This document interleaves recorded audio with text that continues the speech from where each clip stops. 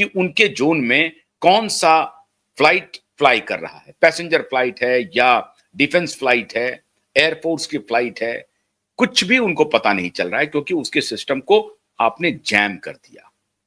और इसी को कहते हैं जीपीएस स्नूफिंग। और अगर ये जैम मान लीजिए 1 मिनट के लिए हो जाए, 2 मिनट के लिए हो जाए, तो बवाल मच सकता है। कुछ सेकंड के लिए भी हो जाए तो बवाल मच सकता है। और इसकी सबसे बड़ी परेशानी यह है कि जब आप जीपीएस स्नूफिंग करते हैं तो ये जो ऑटोमेटिक मैसेज स्विचिंग सिस्टम है वो जाम हो जाता है या गलत सिग्नल भेजना शुरू कर देता है। मतलब वो अपना संतुलन खो देता है।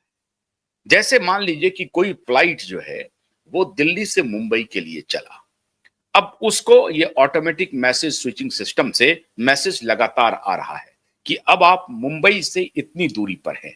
यकायक फ्लाइट पायलट को ये मैसेज मिलने लगे कि आप मुंबई से अभी 2000 किलोमीटर दूर हैं, तो परेशान हो जाएगा। करे अभी तो हम चले हैं, 2000 किलोमीटर तो दूरी है भी नहीं।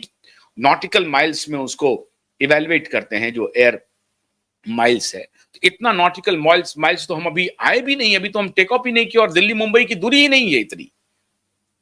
उसकी गड़बड़ियों का जो स्केल है वो 2500 किलोमीटर तक हो सकता है।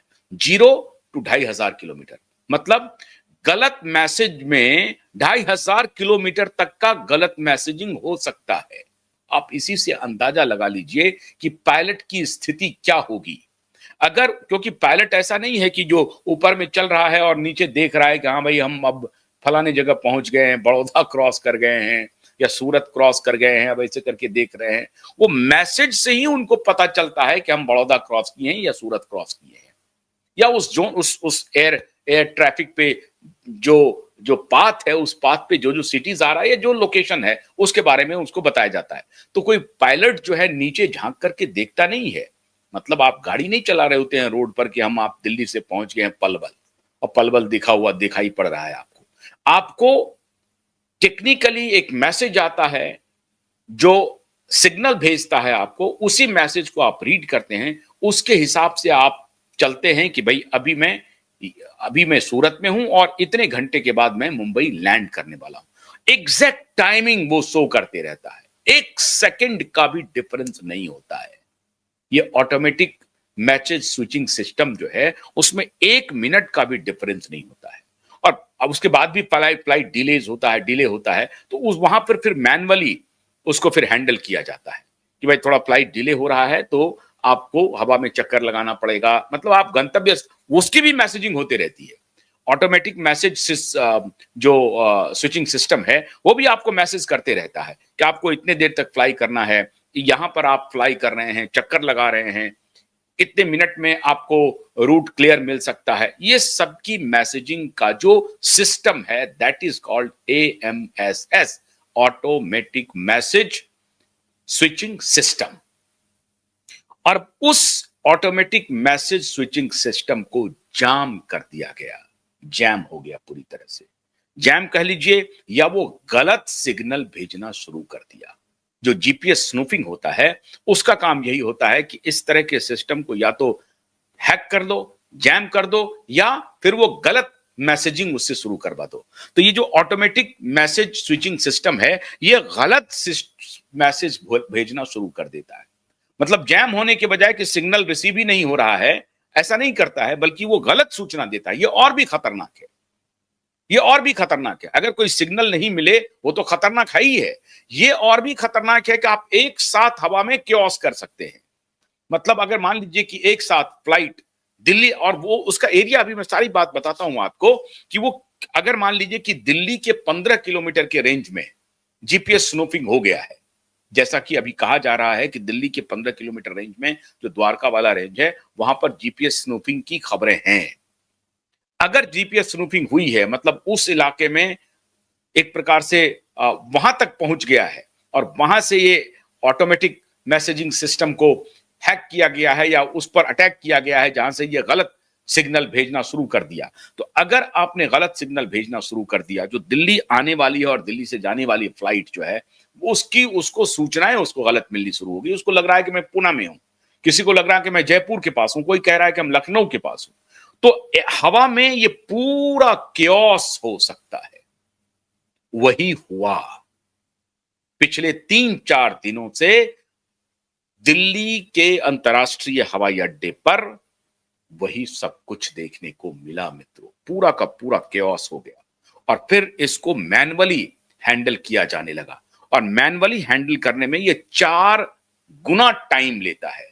जो ऑटोमेटिक मैसेजिंग स्विचिंग सिस्टम जितना क्विकली आपको रिस्पॉन्ड करता है, उससे 4 गुना अधिक समय लगता है मैन्युअली आप किसी को फोन, जो वायरलेस सिस्टम से जब आप उसको मैसेज भेजते हैं, मैन्युअली जब मैसेज भेजते हैं 1 एंड 1 B2B करके, कि एक फ्लाइट मान लीजिए दिल्ली से मुंबई चल रही है, तो वहां एक इंसान मैन्युअली उसको मैसेज कर रहा है कि भाई इतनी दूरी पर आप हैं, आपका ये टेक ऑफ होगा, इसको देख लीजिए।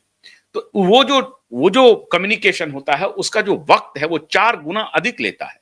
अगेन ये टायरसम है और डिफिकल्ट है, क्योंकि उसको फिर रीएडजस्ट करना पड़ता है टाइमिंग को, कि भैया हमको तो थोड़ा लेट से मिलेगी सूचना, अब अगली जो सूचना आएगी वो भी लेट से मिलेगी, तो उसके हिसाब से हम इतने देर तक का जो फ्लाई जोन है, जब तक हमको कोई सूचना नहीं मिलती है तब तक हमें टिका रहना पड़ेगा।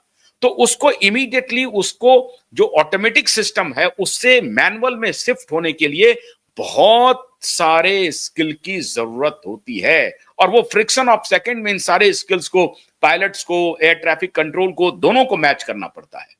उसमें अगर दिक्कत हुई तो बहुत मुश्किल हो सकता है। और सबसे बड़ी बात है कि जब पायलट यूज्ड टू हो जाता है एक सिस्टम को ऑपरेट करने के लिए, और वो सिस्टम ऑपरेट नहीं हो रहा है, तो फिर दूसरे सिस्टम में, दूसरे मोड ऑफ कम्युनिकेशन में आने में उनको काफी वक्त लग सकता है।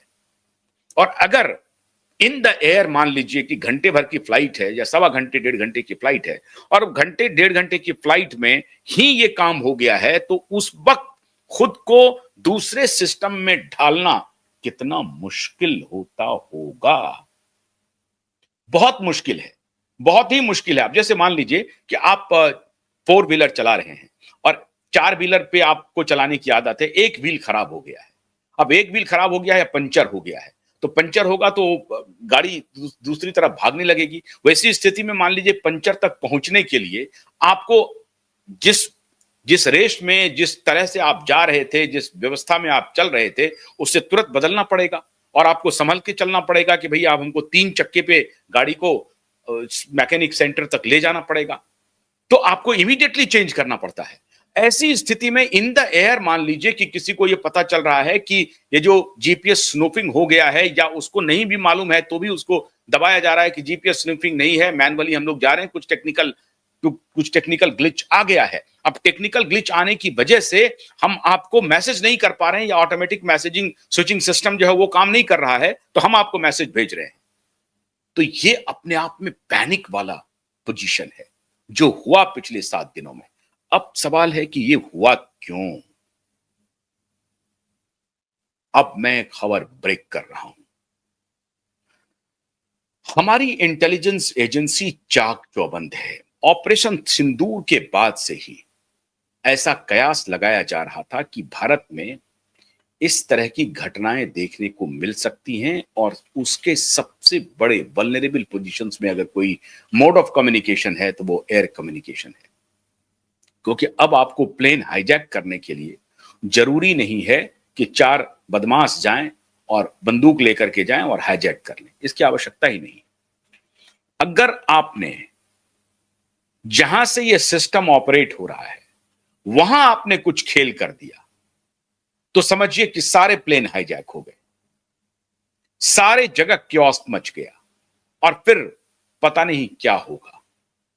प्लेन क्रैश तक की नौबत आ सकती है, जो बेहद खतरनाक है मित्र, बेहद खतरनाक। इसलिए टेक्नोलॉजी, और ऐसी टेक्नोलॉजी जिस टेक्नोलॉजी पर लाखों हजारों लोगों की जान एक साथ टिकी हुई हो, उस टेक्नोलॉजी को कितना फुल प्रूफ होना है और उसे कितना अपना होना है, यह बेहद महत्वपूर्ण है। अगर वो टेक्नोलॉजी विदेश की है, उसका सारा डेटा विदेश में है, और उन्हीं से हम ऑपरेट हो रहे हैं, तो आप समझिए क्या हो सकता है, किन हाथों हम खेल रहे हैं। भारत सरकार इस दिशा में लगातार काम कर रही है, और अपनी टेक्नोलॉजी को धीरे धीरे इंस्टॉल कर